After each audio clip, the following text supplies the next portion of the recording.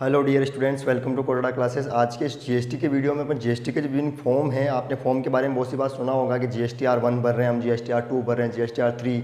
तो GSTR 1, 2, 3, 4, 5 ये होते क्या हैं और कौन सा फॉर्म कहाँ पे काम आता है। जब आप ऑनलाइन टैक्स पे करेंगे तो कौन से फॉर्म में आप कौन सा टैक्स पे करेंगे, कौन सा डीलर कौन सा टैक्स पे करता है और कौन से फॉर्म में टैक्स पे करता है, इसके बारे में आज अपन विस्तार से जानेंगे। तो चलिए फिर आज की क्लास को जल्दी से शुरू करते हैं। देखिए, ये मैंने ऊपर सारे फॉर्म के बारे में लिख दिया है। मैं एक एक करके बच्चों आपको समझा देता हूँ, ध्यान से समझने की कोशिश कीजिएगा। कुछ रिटर्न तो मंथली है, कुछ क्वार्टरली है, कुछ एनुअल यानी साल में एक बार भरने होते हैं। रिटर्न का मतलब क्या होता है कि आप ऑनलाइन जाते हैं जीएसटी की वेबसाइट पे और जीएसटी के बारे में, टैक्स के बारे में, परचेज के बारे में, सेल्स के बारे में आप बताते हैं, फॉर्म भरते हैं ऑनलाइन, तो उसको रिटर्न भरना कहते हैं, जीएसटी रिटर्न बोलते हैं। तो उसको बोला जाता है GSTR। आर का मतलब होता है return, goods and service tax return, है ना। GSTR का मतलब होता है रिटर्न। आप देखिएगा तो पहला फॉर्म है आपके ऊपर, देखिए GSTR 1। GSTR 1 जो है वो सेल्स के लिए होता है। जितने भी रजिस्टर्ड डीलर हैं, कंपोजिशन योजना वाले और उनको बाकी नीचे आने वाले हैं, उनको छोड़कर, मैं आपको अभी आगे बताऊंगा, तो इनको नीचे वालों को छोड़कर बाकी लगभग जितने भी डीलर हैं उनको मंथली क्या करना पड़ता है, अपना सेल्स के बारे में गवर्नमेंट को बताना पड़ता है कि हमने इतनी सेल्स की है। तो वो कौन से फॉर्म में बताएंगे अपनी सेल्स को, GSTR 1 में। जीएसटी की वेबसाइट पर जाएंगे और GSTR 1 में सेल्स के बारे में हर महीने वो अपनी सेल्स के बारे में बताएंगे। जैसे ये महीना खत्म हो गया तो इस महीने की डिटेल वो अगले महीने में बताएंगे GSTR 1 फॉर्म में। तो GSTR 1 कहाँ काम आता है, सेल्स की डिटेल बताने के लिए। और GSTR 2 कहाँ काम आता है बच्चों, परचेज की डिटेल बताने के लिए काम आता है, और वो भी मंथली ही होता है। ठीक है, तो आपको हर बार हर महीने की सेल्स और परचेज के बारे में बताना है। तो सेल्स के बारे में आप GSTR 1 फॉर्म में बताएंगे और GSTR 2 में आप परचेज के बारे में बताएंगे और GSTR 3 भरेंगे आप, उसी हर महीने भरेंगे, उसमें आप टैक्स पे करेंगे। तो GSTR 3 में आपको टैक्स पे करना है, उसमें परचेज और सेल्स दोनों बताएंगे और कितना टैक्स बनता है वो जीएसटी का जो सिस्टम है वो अपने आप बता देगा। आपकी एक परचेज और सेल्स जैसे आप बताओगे तो अपने आप बता देगा कि टैक्स पेबल इतना है, तो आप टैक्स पे करें। तो मंथली आप टैक्स पे कौन से फॉर्म में करेंगे, GSTR 3 में करेंगे। इसमें परचेज सेल वापस बताएंगे और जीएसटी की जो वेबसाइट है, जीएसटी का सिस्टम है, अपने आप टैक्स बता देगा कितना है, वो टैक्स पे आपको करना है। तो आप ध्यान दीजिए, ये टैक्स पे करने का फॉर्म है, ये परचेज के लिए, सेल्स के लिए, और यहाँ पे परचेज सेल वापस बता के टैक्स पे करेंगे। ठीक है, अब चलते हैं आगे। GSTR 4 जो है वो quarterly return for composition dealer. आप सभी को पता है जो कंपोजिशन डीलर होते हैं, मैंने पढ़ाया था आपको, वो कंपोजिशन डीलर को क्या हर महीने रिटर्न नहीं भरना पड़ता है। वो जो ऊपर वाले हर महीने रिटर्न है वो नॉर्मल डीलर को भरना है।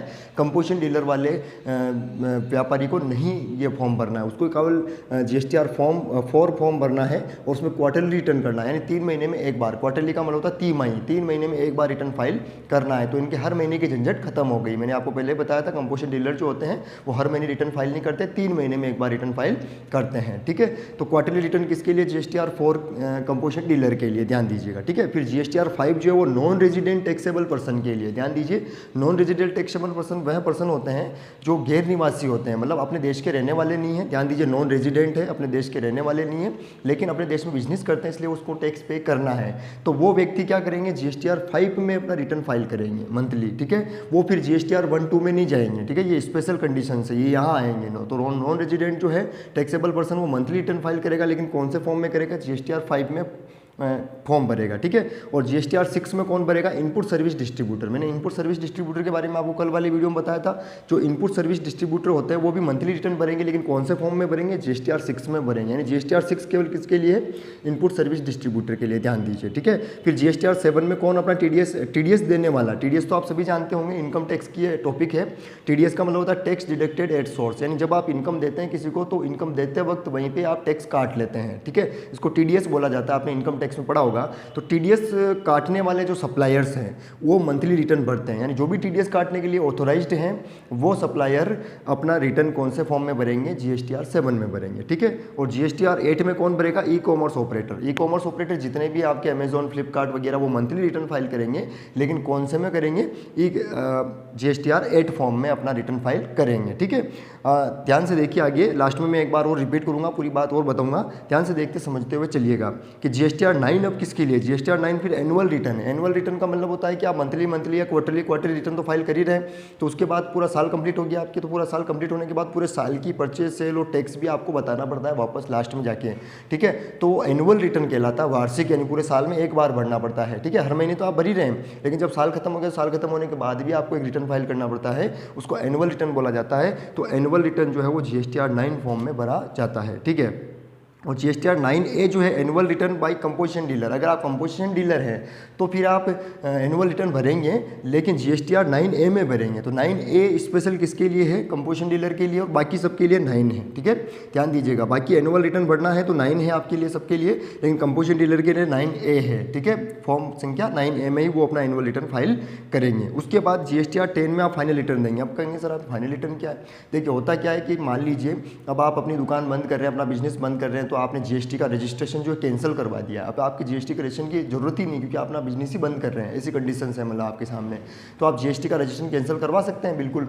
तो आप जब कैंसिल करवाएंगे तो आपको फाइनल रिटर्न फाइल करना पड़ेगा। एक फाइनल रिटर्न भर के गवर्नमेंट को बताना पड़ेगा मेरी इतनी टैक्स लाइबिलिटी थी, इतना परचेज था, इतना सेल्स था, और मैंने पे कर दिया और फाइनल है। अब इसके बाद मेरे को और को रिटर्न नहीं भरना पड़ेगा, क्योंकि मेरा GST का रजिस्ट्रेशन आप कैंसिल कर दीजिए। तो जो कैंसिल कराने वाले व्यापारी हैं वो फाइनल रिटर्न GSTR 10 में फाइल करेंगे। तो ध्यान दीजिएगा कि अगर आप नॉन रेजिडेंट है तो GSTR 5 में फॉर्म भरेंगे। अगर आप इनपुट सर्विस डिस्ट्रीब्यूटर हैं तो आप GSTR 6 में भरेंगे। अगर आप TDS काटते हैं तो आप GSTR 7 में भरेंगे। अगर आप आप ई कॉमर्स डीलर हैं, सॉरी ध्यान दीजिए, ई कॉमर्स डीलर हैं, अमेजोन और फ्लिपकार्ट वगैरह ऐसे ऑनलाइन आप अपना गुड्स सोल्ड करते हैं, तो आप GSTR 8 में फॉर्म भरेंगे। और इनको छोड़कर ध्यान दीजिए, यहाँ से लेके यहाँ तक, इन सबको छोड़कर अगर आप अन्य डीलर हैं, इन सबको छोड़ दो आप, इनको इनको इनको इनके लिए स्पेशल फॉर्म बने हुए हैं। तो इनको छोड़कर अगर आप अन्य डीलर हैं, ठीक है, जिसमें कंपोजिशन डीलर भी आ गया। देखिए कंपोजिशन डीलर के लिए भी क्वार्टरली रिटर्न होता है और GSTR 4 होता है। तो ये इन सबको छोड़ के पॉइंट नंबर 4 से लेके पॉइंट नंबर 8 तक जितने भी डीलर आ रहे हैं, इन सबको छोड़ के बाकी अगर आप बच गए जो डीलर हैं, तो फिर आपको मंथली रिटर्न GSTR 1 में सेल्स बतानी पड़ेगी, GSTR 2 में आपको परचेज बतानी पड़ेगी, और GSTR 3 में आप टैक्स पे करेंगे। तो ये तीनों फॉर्म किसके लिए हैं? जो इनमें नहीं आ रहे हैं। ठीक है, न तो कंपोजिशन डीलर है, न वो नॉन रेजिडेंट टैक्सेबल पर्सन है, न इनपुट सर्विस डिस्ट्रीब्यूटर है, न TDS काटने वाले हैं, न ई कॉमर्स डीलर है। तो ये उनके लिए, ठीक है। और GSTR 9 तो फिर सबको ही भरना पड़ेगा, सबको ही फाइल करना पड़ेगा। जब पूरा साल खत्म हो जाएगा तो पूरे साल में आपको रिटर्न फाइल करके बताना पड़ेगा कितना आपके टैक्स लाइबिलिटी बनती है। और GSTR 9 है कंपोजिशन डीलर के एनुअल रिटर्न है। और फाइनल रिटर्न तो आप समझते हैं कि अगर आपने GST का रजिस्ट्रेशन कैंसिल करवा दिया है तो आप GSTR 10 फॉर्म फाइल करेंगे। ठीक है बच्चों, तो ये मैंने पूरे फॉर्म आपको डिटेल में वापस दोबारा भी रिपीट किए हैं। और कोई कन्फ्यूजन है तो आप वीडियो को एक बार और देखिए, और विशेष प्रॉब्लम से विशेष कन्फ्यूजन है तो आप कमेंट्स भी लिखिए। आगे आने वाली वीडियो में मैं आपकी जो भी प्रॉब्लम्स है वो दूर करूँगा। तो फिर मिलते हैं अगले वीडियो में, तब तक के लिए जय हिंद।